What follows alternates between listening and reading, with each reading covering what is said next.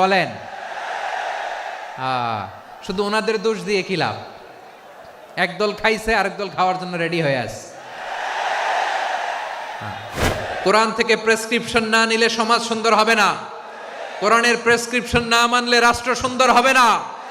কোরআনের prescription apply না করলে শুধু দুর্নীতি দমন কমিশন দিয়ে দুর্নীতি বন্ধ করা যাবে না। এজন্য কোরআনের আইন আমরা চাই কি চাই না? ইউনূস গভর্নমেন্টকে আমি বলবো, অল্প সময়ের জন্য আপনারা এসেছেন, সংস্কারও করতে হবে, আবার নির্বাচনও করতে হবে। সব সংস্কার হতে করতে পারবেন না, যতটুকু পারবেন এর মধ্যে আমাদের যে হিউজ ম্যান পাওয়ার, আমাদের যে মানব সম্পদ, হিউম্যান রিসোর্স, এটাকে ডেভেলপ করে আপনাদের যেতে হবে। বাংলাদেশের আসল পরিচয় কি? সবাই বলে না। বাংলাদেশের আসল পরিচয় কি?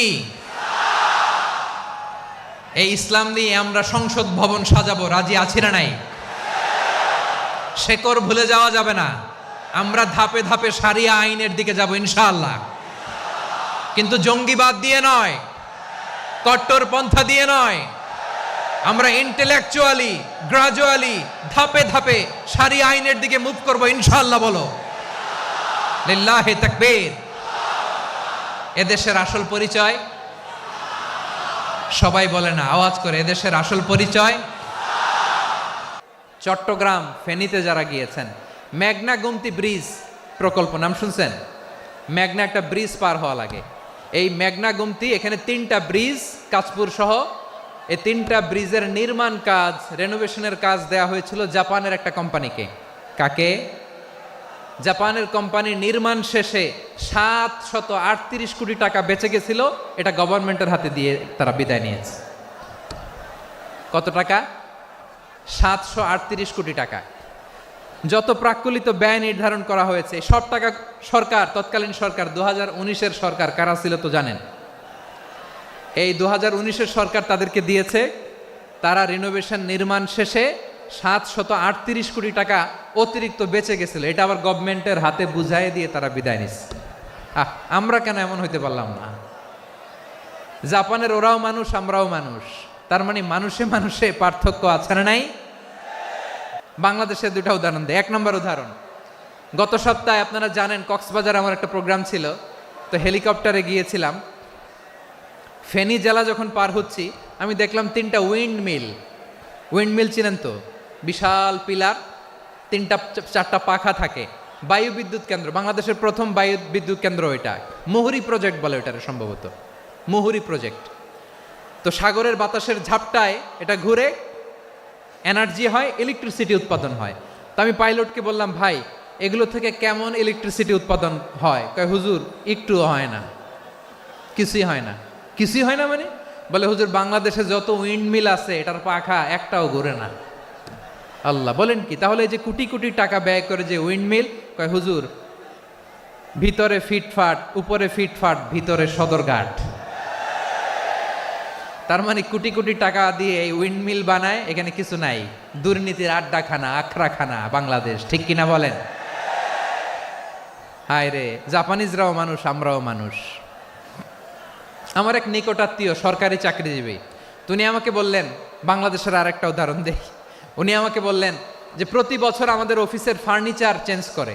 আমি বললাম প্রতি বছর ফার্নিচার চেঞ্জ করে কেন? বলে যে ফার্নিচার নতুন পারচেজ করলেই তো ওইখানে টাকা, নতুন কিনতে পারলেই টাকা, নতুন উন্নয়নের সবক শোনাতে পারলেই টাকা।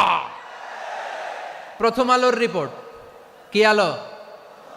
প্রথম আলোর রিপোর্ট, গত 15 বছরে উন্নয়নের নামে লুটপাট হয়েছে প্রায় 3.25 লাখ কোটি টাকা। কার রিপোর্ট? আমাদের বানানো কথা। প্রথম আলোর রিপোর্ট। গত 15 বছরে কারা ছিল জানেন তো? হ্যাঁ, শুধু ওনাদেরকেই দোষ দিয়ে লাভ নাই। স্বাধীনতার পর থেকে শুধু শাসকের হাত বদল হয়েছে, আমরা কিছু পাই নাই, ঠিক কিনা বলেন? শুধু ওনাদের দোষ দিয়ে কি লাভ? একদল খাইছে আরেক দল খাওয়ার জন্য রেডি হয়ে আছে। আমরা এরকম চাই না। জনগণকে ফুটপাতে বসাই দিচ্ছে। প্রিয় ভাইয়েরা, তাহলে জাপানের মানুষও মানুষ, আমরাও মানুষ। সিদ্ধান্ত আপনার, কোন মানুষ হবেন, ভালো মানুষ না খারাপ মানুষ। আজকের আলোচনার বিষয় হচ্ছে মানব সম্পদের উন্নয়ন, human resource development. It's a process to increase the capacity of knowledge, skill, capacity of the people of a country. একটা দেশের মানুষের জ্ঞান, তাদের দক্ষতা কি করে বাড়ানো যায়, বাড়িয়ে দেশের উন্নয়ন করানো যায়, এটাই হচ্ছে মানব সম্পদ উন্নয়নের মূল কথা। তাহলে মানব সম্পদ হচ্ছে একটা দেশের সবচাইতে শক্তিশালী পুঁজি।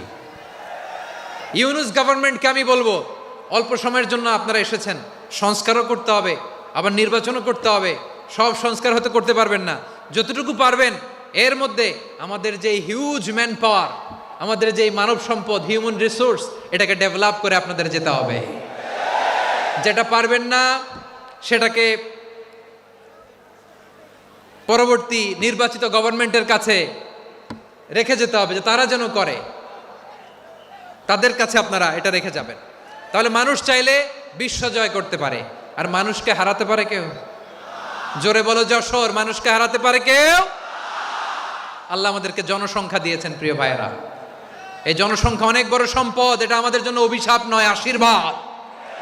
আমাদের জনসংখ্যাকে যদি আমরা জনশক্তিতে রূপান্তর করতে পারি, আজকে বাংলাদেশ যে অবস্থানে দাঁড়িয়ে আছে, বাংলাদেশ তার 20 গুণ উন্নতির শিখরে চলে যাবে। চিল্লায় বলো ঠিক কিনা? আমাদের শ্রমিক ভাইয়েরা বাইরে কাজ করে, আমাদের শ্রমজীবী ভাইয়েরা, প্রবাসীরা, তাদের ব্যাপারে গুরুত্ব দিতে হবে। আমাদের শ্রমের দাম সবচেয়ে কম, সবচেয়ে কম। তারা এম্বাসিতে গুরুত্ব পায় না, এয়ারপোর্টে গুরুত্ব পায় না। এই সরকার অবশ্য তাদেরকে অনেক গুরুত্ব দিচ্ছে। আমাদের অদক্ষ শ্রমিককে যখন আমরা দুবাই পাঠাই, অল্প বেতন পায়, কিন্তু ইন্ডিয়ানরা দক্ষ শ্রমিক পাঠাইলে তার 3 গুণ বেতন পায়।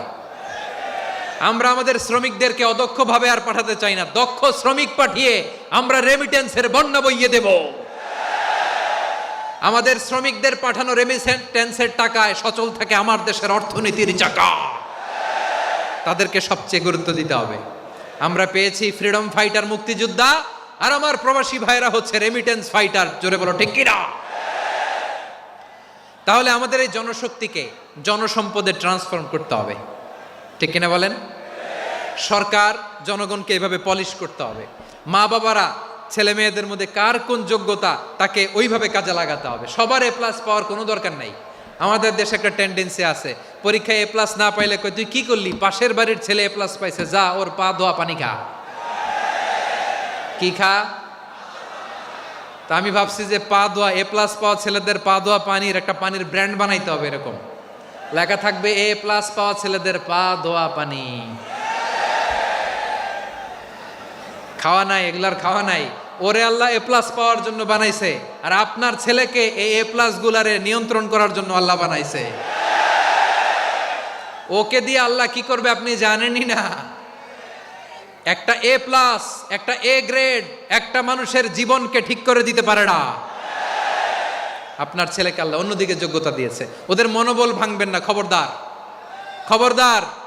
ছেলে মেয়েদের মনোবল ভাঙবেন না। যাকে দিয়ে যেটা হবে তাকে দিয়ে সেটা করতে হবে, তার প্রতিভাকে সেভাবে কাজে লাগাতে হবে। তাহলে বাংলাদেশ, আমাদের এই জনসংখ্যা জনসম্পদে রূপান্তরিত হবে। আমাদের সরকারের তত্ত্বাবধানে আমাদের 18 কোটি জনগণ দক্ষ জনশক্তিতে রূপান্তরিত হোক, আমরা চাই কি চাই না? আমরা ভালো মানুষ, শ্রেষ্ঠ মানুষ হতে চাই কি চাই না? ওই জাপানিজদের মতো সৎ, ওই ইউরোপিয়ানদের মতো কালচার্ড, আমাদেরকে আল্লাহ তাআলা কোরআন সুন্নাহ অনেক কিছু দিয়েছেন। যেহেতু বর্তমানে আমরা দেখছি তারা সৎ, তাদের মধ্যে ভ্যালিউ আছে, সেগুলো আমাদের মধ্যে আনার দরকার আছে না নাই? আর ইসলাম দিয়ে আমাদের জীবনকে সাজাতে হবে, ইসলাম দিয়ে আমার পরিবারকে সাজাতে হবে। ইসলাম থেকে, কোরআন থেকে প্রেসক্রিপশন না নিলে জীবন সুন্দর হবে না। কোরআন থেকে প্রেসক্রিপশন না নিলে সমাজ সুন্দর হবে না। কোরআনের প্রেসক্রিপশন না মানলে রাষ্ট্র সুন্দর হবে না। কোরআনের প্রেসক্রিপশন অ্যাপ্লাই না করলে শুধু দুর্নীতি দমন কমিশন দিয়ে দুর্নীতি বন্ধ করা যাবে না। এজন্য কোরআনের আইন আমরা চাই কি চাই না? প্রিয় ভাইয়েরা, হিউম্যান রিসোর্স ডেভেলপমেন্ট, মানব সম্পদের উন্নয়ন, আমাদের সরকার যেন এদিকে নজর দেয়। আমরা যেন এই ব্যাপারে যত্নবান হয়ে উঠি। যাকে আল্লাহ যে যোগ্যতা দিয়েছে, এই যোগ্যতা দিয়ে আমরা যেন ইসলামের জন্য, দেশের জন্য কাজ করি। আমরা যেন আমাদের স্কিল ডেভেলপ করি, আমাদের পটেনশিয়ালকে ডেভেলপ করি, মোরালিটি, ভ্যালিউজ নিয়ে শায়েখ আহমদুল্লাহ আলোচনা করেছেন। এগুলো দিয়ে যেন আমরা আমাদেরকে সাজাই। আল্লাহ তাআলা আমাদের দেশকে তুমি নিরাপদ করো, আমরা পড়ি আমিন। আল্লাহ আমার 18 কোটি জনগণকে তুমি জনশক্তিতে রূপান্তরিত করো, আমিন। আল্লাহ আমরা হাতে হাত রেখে কাঁধে কাঁধ মিলিয়ে ভাইয়ে ভাইয়ে যেন এই দেশকে গড়তে পারি, আল্লাহ তুমি তৌফিক দান করো, আমরা পড়ি আমিন। আমার প্রিয় মহিউদ্দিন ভাই বলেছেন, হুজুর এমন একটা ঘোষণাপত্র দিয়ে যাবেন আজকের এই ঐতিহাসিক যশোরের প্রোগ্রামে, যেটা গোটা বাংলাদেশে মানুষ এটার উপর আমল করে। আমি যে কথাটা বলেছি এটাই, আসুন আমরা আমাদের জনসংখ্যাকে জনসম্পদে ট্রান্সফর্ম করি, আমাদের জনসংখ্যাকে আমরা যেন জনশক্তিতে রূপান্তরিত করি, জনসংখ্যাকে ট্রান্সফর্ম করে জনশক্তি দিয়ে আমরা যেন আগামীর বাংলাদেশ, স্বাধীন বাংলাদেশ 2.0-কে গড়ে তুলি। আল্লাহ তাআলা আমাদের সবাইকে কথাগুলো বোঝার আমল করার তৌফিক দান করুন। এই জেনজি ক্ষমা করে দিও আমাকে, অনেক ধমক দিছি, বকা দিছি। আল্লাহ তোমাদেরকে করুক, কবুল করুক, যশোরবাসীকে কবুল করুক, দিনকে কবুল করুক, এই মেডিকেল কলেজকে কবুল করুক, ইসলামের জন্য বাঁধ ভাঙা এই জোয়ার এবং উচ্ছ্বাসকে আল্লাহ তাআলা কবুল করুক। হাযা মা ইনদি ওয়াল ইলমু ইনদাল্লাহ আলাইহি তাওয়াক্কালতু ওয়া ইলাইহি উনীব। সুবহানাকাল্লাহুম্মা বিহামদিকা।